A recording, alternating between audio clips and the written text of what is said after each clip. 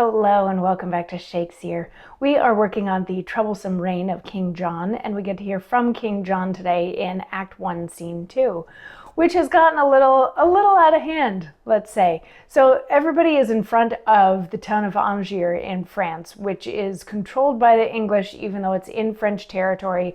So this is where King Philip was like, if we're going to start a war against England, this is the town that we're going to take first. But then they had to wait to get John's answer to see if John was going to abdicate. And of course he's not. But then John shows up with his whole army, and there's lots of smack talk back and forth of, Arthur is illegitimate. No, Arthur's the rightful heir. No, John's the rightful heir. All this back and forth. And then the bastard got all upset about the lion's cape that Limoges was wearing that belonged to King Richard the Lionheart.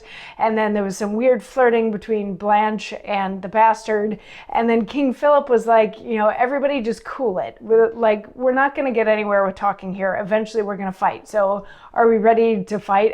Or are you going to give up your crown?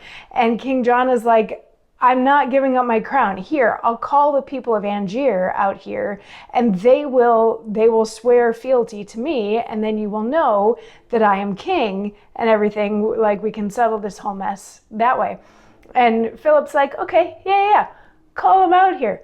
So King John, yelling to the people inside Angers, says, "You men of Angers, and, as I take it, my loyal subjects, I have summoned you to the walls. To dispute on my right were to think you doubtful therein, which I am persuaded you are not.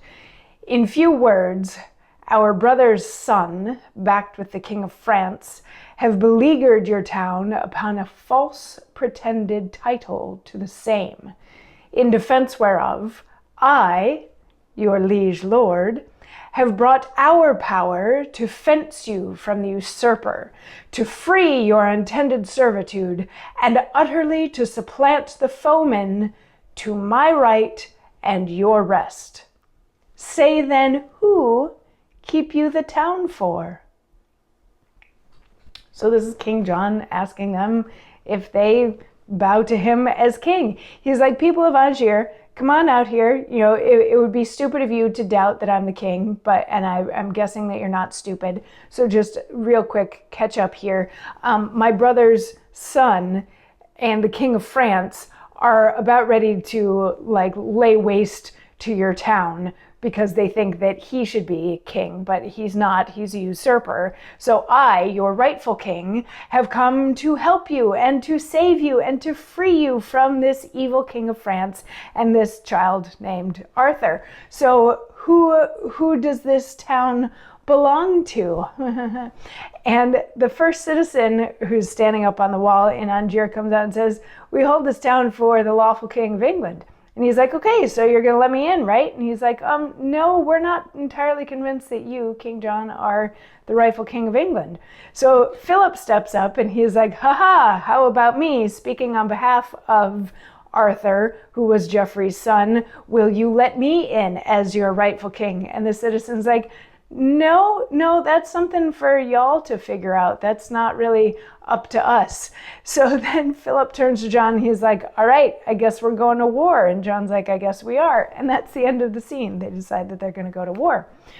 So in comparison to Shakespeare's version of this play, Shakespeare's version of this play doesn't have an Act 1, Scene 2. It has an Act 2, Scene 1.